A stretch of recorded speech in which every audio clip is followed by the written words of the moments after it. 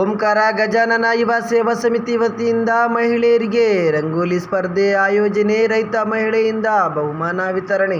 ಮಾಣಿನಗರದಲ್ಲಿ ಓಂಕಾರ ಯುವ ಸೇವಾ ಸಮಿತಿ ಮಾನ್ಯ ವತಿಯಿಂದ ನಗರದ ಧ್ಯಾನ ಮಂದಿರದಲ್ಲಿ ಆಯೋಜಿಸಿದ್ದ ರಂಗೋಲಿ ಸ್ಪರ್ಧೆಯ ಉದ್ಘಾಟಕರಾಗಿ ಕಲ್ಮಠದ ಶ್ರೀ ವಿರೂಪಾಕ್ಷ ಪಂಡಿತಾರಾಧ್ಯ ಶಿವಾಚಾರ್ಯ ಮಹಾಸ್ವಾಮಿಗಳು ಡಾಕ್ಟರ್ ರೋಹಿಣಿ ಮಾನ್ವಿಕರ್ ಚಾಲನೆ ನೀಡಿದರು.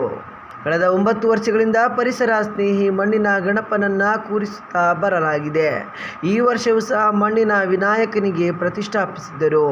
ಇದರ ಅಂಗವಾಗಿ ಓಂಕಾರ ಗಜಾನನ ಯುವ ಸೇವಾ ಸಮಿತಿ ವತಿಯಿಂದ ಅತ್ಯಾಕರ್ಷಕವಾಗಿ ರಂಗೋಲಿ ಸ್ಪರ್ಧೆಯನ್ನು ನಡೆಸಲಾಯಿತು.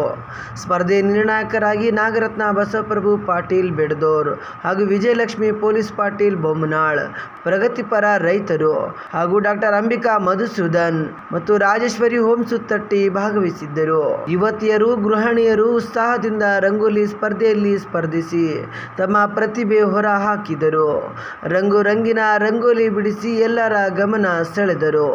ರಂಗೋಲಿ ಚಿತ್ರಗಳು ನೋಡುಗರ ಕಣ್ಮನ ಸೆಳೆದವು.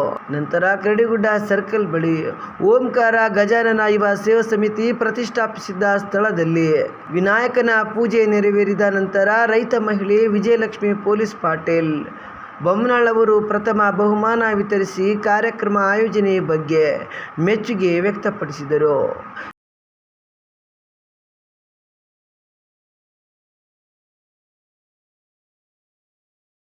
ಗಣೇಶ ಹಬ್ಬಕ್ಕೆ ನನ್ನ ವಿಶೇಷ ಆಹ್ವಾನಿತ ಆಗಿ ಕರೆದಿದ್ದಕ್ಕಾಗಿ ಅವರಿಗೂ ಕೂಡ ನನ್ನ ತುಂಬ ಹೃದಯದ ಧನ್ಯವಾದಗಳನ್ನು ಹಾಗೂ ಮತ್ತು ಗಣೇಶ ಚತುರ್ಥಿಯ ಹಾರ್ದಿಕ ಶುಭಾಶಯಗಳನ್ನು ಸಲ್ಲಿಸ್ತೀನಿ.